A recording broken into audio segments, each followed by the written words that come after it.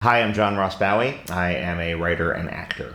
I was a really anxious child, and I would get dizzy spells a lot as a kid. It was very, very physical. I would get these very intense dizzy spells, and I'd have to lie down. Sometimes I'd throw up, and eventually I got through that with just exercise and starting to eat a little bit better. But it came back in my late 20s in the form of panic attacks and then these rather lengthy depressive episodes.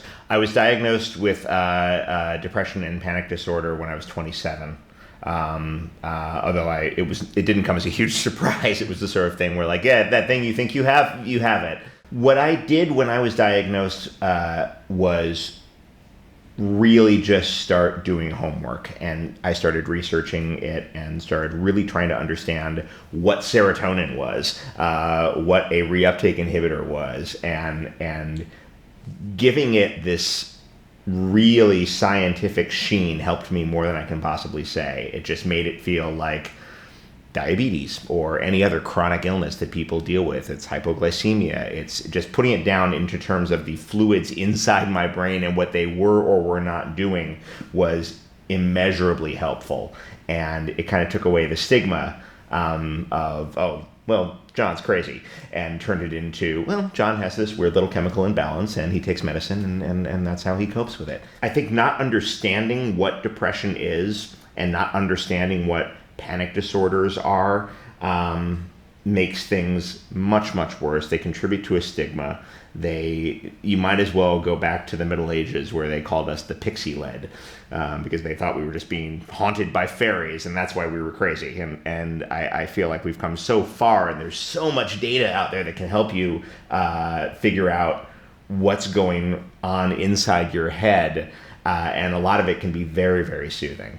What I wish I had been told when I was 27, the first time I went through a real capital D depression, and it was clear that, like, this panic thing was going to be a chronic problem, and that its close cousin depression was going to be right on its heels.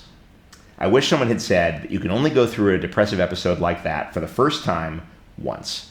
And what I mean is, every time it comes back, you know that you've gotten through it before and you will again. So at this point in my life, depression is like a vaguely racist relative who just visits occasionally, and you're like, here's crazy Uncle Depression, just put him on the couch and put on the game and he'll leave eventually. Just, it's something we got to deal with. I'm still able to function through it, and I'm still able to work through it, and it's helped with, again, diet, exercise, medicine, talk therapy, good friends who really understand what I'm going through, a lot of whom are going through it themselves.